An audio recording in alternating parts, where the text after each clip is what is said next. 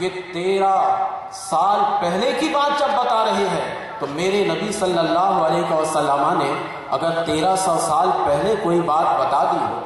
1400 سال پہلے کوئی بات اگر بتا دی ہو اور وہ بات آج ہم میں نمودار ہو رہی ہو تو ہم اسے علم غیب نہ مانیں تو کیا مانیں؟ علم غیب ہی مانیں گے نا۔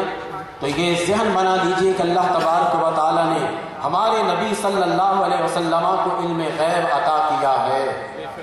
نبی علم غیب جانتے ہیں، نبی کریم علیہ السلام کو اللہ تبارک و تعالیٰ نے علم غیب عطا کیا ہے۔ اب جو علم غیب کا انکار کرتے ہیں ان کے پاس سوائے اٹکل بچوں کی کوئی اور دلیل نہیں ہے۔ ہمیشہ یاد رکھیے گا کہ ہم نبی کی عظمت بیان کرنے میں مخلوق سے مخلوق کا موازنہ کرتے ہیں، مخلوق سے خالق کا موازنہ نہیں کرتے۔ جب سرکار کے علم غیب کی بات آئے گی تو ہم یہ کہیں گے کہ سارے پیغمبروں کو جتنا اللہ نے علم غیب دیا تھا وہ سب کا مجموعہ میرے نبی کو عطا کیا ہے۔ یہ ہرگز مت سمجھیے گا کہ اللہ تبارک و تعالیٰ کی طرف لے جاتے ہیں۔ رب تعالیٰ تو دینے والا ہے، وہ تو سخی ہے، سخاوت کے ساتھ علم غیب دے رہا ہے۔ اس لیے ہم علم غیب کا جو انکار کرتے اقرار کرتے ہیں وہ اس بنا پر اقرار کرتے ہیں کہ اللہ تبارک و تعالیٰ نے اپنے پیغمبر کو علم غیب دیا ہے، عطا کیا ہے۔ از خود نبی کریم علیہ السلام نہیں کچھ کہتے بلکہ اللہ کی عطا سے کرتے۔ اب علم غیب کا مسئلہ سمجھ میں آ گیا آپ کو؟ عقیدے کی اصلاح بھی بیچ بیچ میں کرتے جائیے۔ یہ یاد رکھیے گا کہ سرکار دو عالم علیہ السلام کو اللہ تبارک و تعالیٰ نے یہ علم عطا فرمایا۔ میں اس جانب جاؤں گا نہیں کیونکہ میری تو یہ عادت ہی نہیں کہ بیچ سے راستہ نکال کر بھاگ جاؤں اصل والے کو چھوڑ جاؤں، نہیں، میں چاہوں تو اب اس کے دلائل دیتا چلا جاؤں۔ بس ورقہ بن نوفل کی بات سمجھنی تھی کہ اس نے سرکار دو عالم علیہ السلام سے کہا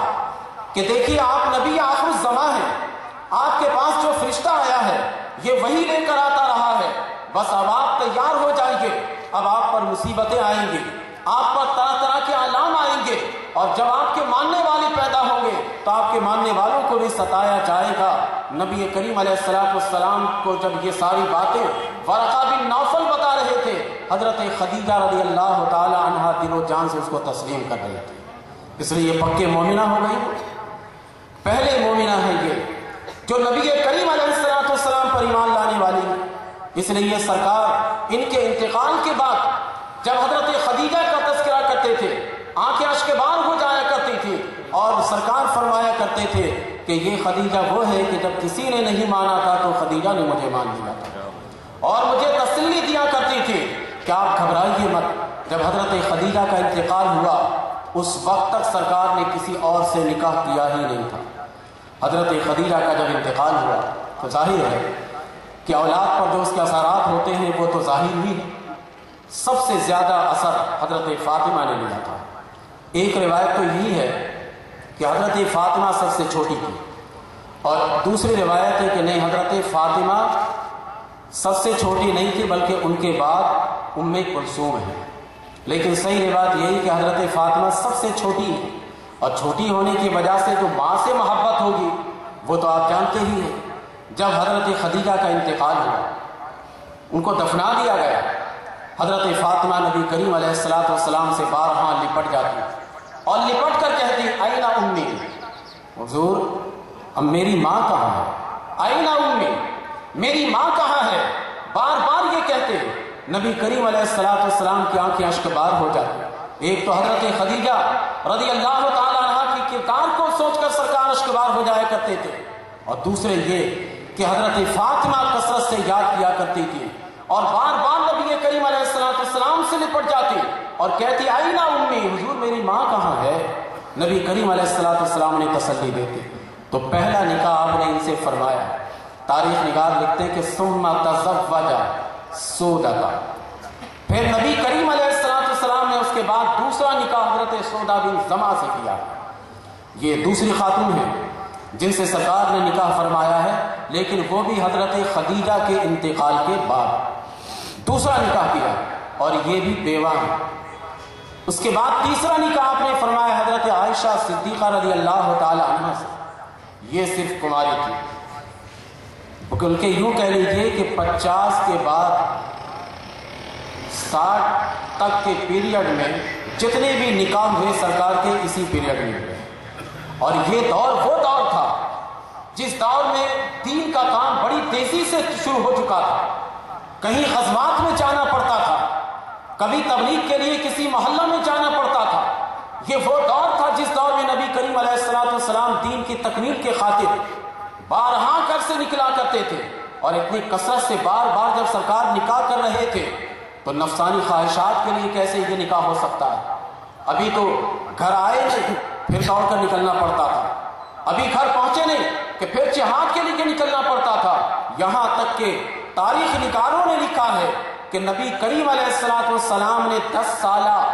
مدنی زندگی میں کم و بیش تقریباً 27 غزوات میں شریک ہوئے۔ 10 سالہ مدنی زندگی میں کم و بیش 27 غزوات میں نبی کریم علیہ الصلوۃ والسلام شریک ہوئے۔ تو ذرا سوچئے کہ 27 غزوات کو اگر ان سالوں میں تقسیم کیجئے گا تو کوئی سال غزوہ سے خالی نہیں ہے، بلکہ ہر سال 2 سے زیادہ غزوات رکھنے پڑیں گے۔ تو ایک آدمی ایک طرف دین کے اشاعت کے خاطر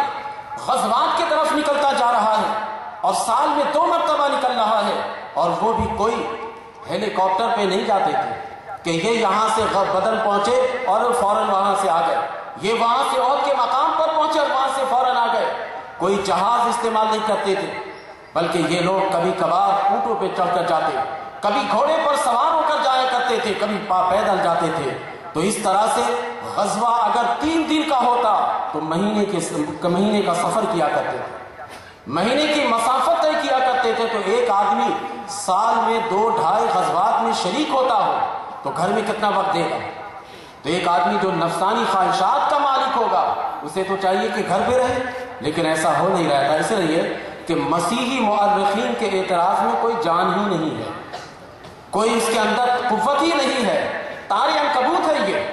کہ بس بیجا حملہ کرنا ہے، نبی آخر الزمان صلی اللہ علیہ وسلم کے خلاف زہر اگلنا ہے۔ بس اس وجہ سے اس قسم کے اعتراضات وہ قائم کرتے رہے، حالانکہ اس اعتراضات کا کوئی اصل اور حقیقت سے کوئی تعلق نہیں تھا۔ سرکار دو عالم علیہ الصلوۃ والسلام نے اس طریقے سے اپنے قدم کو بڑھایا، اس کے بعد پھر آگے نکاح نے فرمایا، پھر آگے نکاح فرمایا۔ اس طرح سے کرتے کراتے آپ کے پاس 11 بیویاں موجود، اور میں اگر حصول برکت کے لیے جن کا ذکر کرتا چلا جاؤں کہ سب سے پہلا نکاح سرکار دو عالم علیہ الصلوۃ والسلام نے حضرت خدیجہ سے کیا، دوسرا نکاح حضرت سودہ بن زمعہ سے کیا، تیسرا نکاح نبی کریم علیہ الصلوۃ والسلام نے حضرت عائشہ صدیقہ رضی اللہ تعالی عنہا سے کیا آپ نے، اس کے بعد چوتھا نکاح حضرت حفصہ سے کیا، پانچواں نکاح زینب بنت خزیمہ سے کیا، چھٹا نکاح آپ نے زینب بنت جہش سے کیا ہے آپ نے۔ یہ حصول برکت کے لیے میں بتاتا جا رہا ہوں تاکہ ازواج مطہرات جس طرح ہمارے یہاں شجرے پڑے جاتے ہیں تو نام ہوتا ہے صرف اس میں، لیکن ان کے نام میں بڑی برکتیں ہوتی ہیں، یہ تو امہات المومنین، پھر ان کے اندر کتنی برکتیں ہوں گی۔ اس کے بعد سرکار دو عالم علیہ الصلوۃ والسلام نے ام حبیبہ سے نکاح فرمایا، ان کے نکاح کے بعد پھر نبی کریم علیہ الصلوۃ والسلام نے حضرت صفیہ سے نکاح فرمایا، اس کے بعد ام سلمہ سے نکاح فرمایا، پھر جویریہ سے آپ نے نکاح فرمایا، اس کے بعد آپ نے خولہ سے نکاح فرمایا، خولہ کے بعد پھر آپ نے عمرہ سے نکاح فرمایا، اور عمرہ کے بعد پھر آپ نے امیمہ جو آخری ہیں یہ ان سے نکاح فرمایا۔ یہ امہات المومنین ہیں، ان سے یکے بعد دیگر نبی کریم علیہ الصلوۃ والسلام نکاح کرتے رہے، اور سب کو دین کی مبلغہ آپ بناتے رہے، یا کہ دین سکھاتے جائیں گے، عورتوں کے مسائل یہی جا کر بتائیں۔ حضرت عائشہ صدیقہ رضی اللہ تعالی عنہا سرکار کے پردہ فرمانے کے بعد واقعی سرکار کے دین کو لے کر کے آگے بڑھ رہی تھی، حالانکہ دیکھیے جس وقت سرکار کا انتقال ہوا تھا اس وقت حضرت عائشہ صدیقہ طیبہ طاہرہ رضی اللہ تعالی عنہا کی عمر مبارک 18 سال تھی۔ ان کو سرکار بہت چاہتے تھے، بڑے چہیدہ خاتون تھی یہ سرکار کی بارگاہ میں۔ نبی کریم علیہ الصلوۃ والسلام نے آخر وقت میں بھی چاہا تھا کہ میری روح نکلے تو انہی کے گھر پہ نکلے، میرا وصال بھی اگر ہو تو انہی کے گھر پر ہو۔ نبی کریم علیہ الصلوۃ والسلام بہت چاہتے تھے۔ جب سرکار کا انتقال ہوا تو اس وقت ان کی عمر 18 سال تھی۔ بتائیے ابھی تو ہمارے یہاں معاشرے میں 18 سال کی بچی ہو جائے تو ہم کہتے ہیں کہ یہ ابھی نکاح کے لائق بھی نہیں ہے، لیکن حضرت عائشہ صدیقہ پر قربان جائیں کہ نبی کی بیوی ہونے کا حق انہوں نے ادا کر دیا۔ سرکار کے وصال کے بعد کسی سے نکاح کرنا دوبارہ تو دور کی بات ہے، سرکار کے وصال فرمانے کے بعد حضرت عائشہ نے کبھی سوچا تک نہیں تھا، کیونکہ یہ ایک نعمت تھی۔ اب پچھلے گفتگو سے اس کو ملا لیجیے، یہ ایک نعمت تھی کیونکہ یہ نسبت ہے کہ جو عورت جس کے نکاح میں انتقال کر جائے قیامت کے دن اسی شوہر کے پاس وہ جائے گا، جنت میں اسی شوہر کو اسے دیا جائے گا جس کے اس نکاح میں انتقال کر جائے۔ جس عورت کا، یہاں پر یہ ضمناً یہ بھی مسئلہ میں بتاتا چلا جاؤں کیونکہ اکثر و بیشتر کبھی کبھار آپ پوچھ بھی لیتے ہیں کہ جس عورت کا جس شوہر کے نکاح میں انتقال ہو وہ عورت اسی کے ساتھ قیامت کے دن ہوگی۔ تو اب آپ یہ سوچ رہے ہوں گے کہ جو عورت یا جو بچی بغیر نکاح کے انتقال کر جائے پھر اس کا کیا بنے گا، وہ کس کے نکاح میں کس کے ساتھ رہے گی؟ اس کا بھی حل ہے۔ اگر آپ اس کے عکس کو کبھی سوچ لیں کہ وہ نوجوان، وہ لڑکا جو شادی سے پہلے انتقال کر جائے اس کو کون سی بیوی دی جائے گی؟ تو ایسی لڑکی اور ایسا لڑکا جو نکاح سے پہلے انتقال کر جائے قیامت کے دن اللہ تبارک و تعالیٰ ان دونوں کو جوڑے گا، دونوں کا نکاح کروا دے گا۔ حضرت عائشہ صدیقہ رضی اللہ تعالی عنہا اس وجہ سے نکاح کرنا نہیں چاہتی تھی کہ میں اگر کسی اور سے نکاح کر لیتی ہوں مجھے جو شرف ملا ہے، مجھے جو نسبت کی برکت ملی ہے، وہ شرف اور وہ برکت ختم ہو جائے گی، کیونکہ پھر میرا انتقال کسی اور کے ساتھ ہو جائے گا، پھر کسی اور کے نکاح میں جب میرا انتقال ہوگا تو میرا قیامت کے دن جوڑ بھی انہی کے ساتھ ہوگا، میں بہت بڑی نعمت سے محروم ہو جاؤں گا۔ اس لیے حضرت عائشہ نے نکاح کرنا تو دور کی بات ہے، کبھی نکاح کا سوچا تک بھی نہیں تھا۔ یہ الگ بات ہے، ایک مسئلہ اور بھی سمجھتے جائیے گا، میں نے تو یہ اپنی تقریر کے تسلسل کو باقی رکھنے کے لیے علت بتائی ہے، ورنہ حقیقت حال یہ ہے کہ سرکار کے پردہ فرمانے کے بعد ازواج مطہرات میں سے کسی بیوی سے امت کا نکاح کرنا حرام ہے، یہ اصل مسئلہ یہ ہے۔ لیکن میں چونکہ ایک تقریر کو تسلسل سے بیان کر رہا ہوں تو اس کے ضمن میں یہ بھی میں نے بتا دیا کہ اگر وہ کسی اور کے نکاح میں جاتی تو یہ نسبت ٹوٹ جاتی، ورنہ یہ امہات المومنین وہ ہیں کہ جن سے نکاح حرام ہے، اب ان سے کوئی نکاح نہیں کر سکتا کیونکہ اس امت کے لیے ماں ہے، ان سے نکاح کرنا ایسا ہی ہے کہ جیسے ماں سے نکاح کرنا ہے، تو اس لیے امہات المومنین سے نکاح نہیں کر سکتے۔ یہاں پر بھی ضمناً ایک بات آپ کی گوش گزار کرتا چلا جاؤں، سرکار کے پردہ فرمانے کے بعد سرکار کی بیویوں سے نکاح حرام ہے، کوئی امتی ان سے نکاح نہیں کر سکتا۔ وجہ کیا ہے؟ عام آدمی اگر انتقال کر جاتا ہے، اس کی بیوی عدت گزارنے کے بعد کہیں نکاح کرنا چاہے یا کوئی اس سے نکاح کرنا چاہے شرعاً جائز ہے، منع نہیں ہے، یہ جائز ہے یہ، لیکن نبی کریم علیہ السلام کے ازواج کے معاملات میں اس کو کیوں ناجائز رکھا گیا؟ بات دراصل یہ ہے کہ اگر حضور ہماری طرح مرتے تب تو جائز ہوتا ہے، حضور پر موت ہماری طرح تھوڑی آئی، جس طرح ہم سمجھتے ہیں کہ موت آئی، جب ایک عام آدمی پر موت آتی ہے تو وہ واقعی مر جاتا ہے۔ میرے نبی صلی اللہ علیہ وسلم کے پاس جو موت آئی تھی وہ فقط ایک قانون کو پورا کرنے کے لیے آئی تھی، ورنہ سرکار نبی کریم علیہ السلام ہماری طرح مردہ نہیں ہوئے تھے۔ اس سے بھی یہ عقیدہ آپ بنا لیجئے کہ نبی کریم علیہ السلام معاذ اللہ مر کر مٹی میں نہیں ملے، نبی کریم علیہ السلام حیات سے ہیں، جو نبی کے حیات النبی کا انکار کرے گا ہم اسے گمراہ کہیں گے، کیونکہ نبی کریم علیہ السلام جب حیات سے ہے اس وجہ سے ازواج مطہرات سے کسی کو بھی نکاح کرنا جائز نہیں ہے۔ یہ نبی کریم علیہ السلام کو اللہ تعالیٰ نے حیات ابدی عطا کی ہے، اور یہ جو لوگ نہیں مانتے وہ بھی اپنی کتاب میں لکھ چکے ہیں کہ نبی کریم علیہ السلام حیات سے ہے۔ سرکار دو عالم علیہ السلام کی قبر انور کی زندگی قبر انور سے باہر کی زندگی سے زیادہ قوی ہے۔ المحند علی المفند یہ ان کی کتاب ہے،